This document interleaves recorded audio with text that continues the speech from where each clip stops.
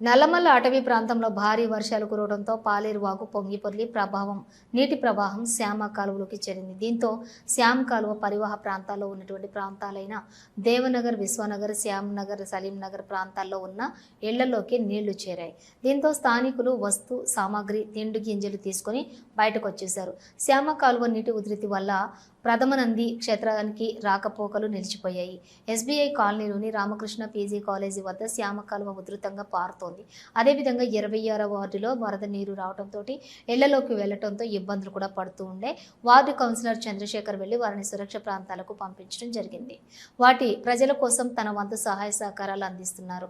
Councillor Chandrasekhar వరద నీటి ప్రవాహాన్ని లెక్క చేయకుండా ప్రజల క్షేమాలు తెలుసుకున్నారు.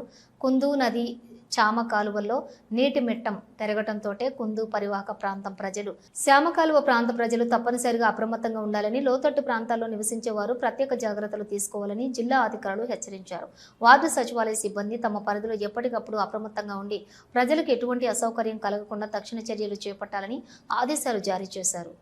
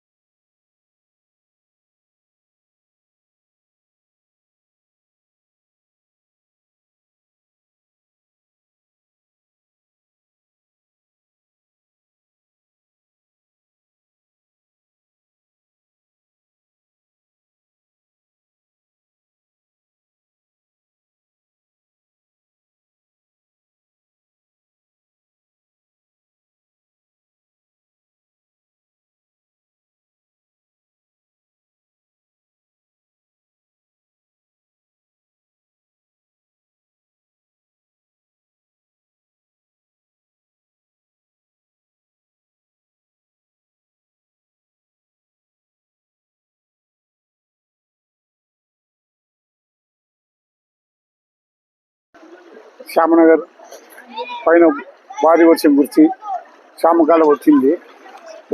ఇక్కడ శుద్ధులు అందరూ ఉన్నారు.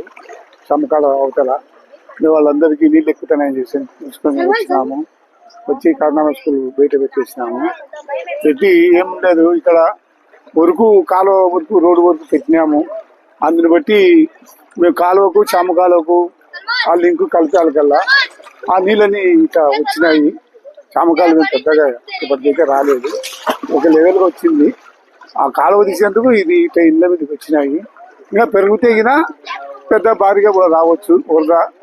మేము అందుకే తిరిగి పొద్దున అందరిని తీసుకుపోయి వేరే వాడు అక్కడ తీసుకుపోయి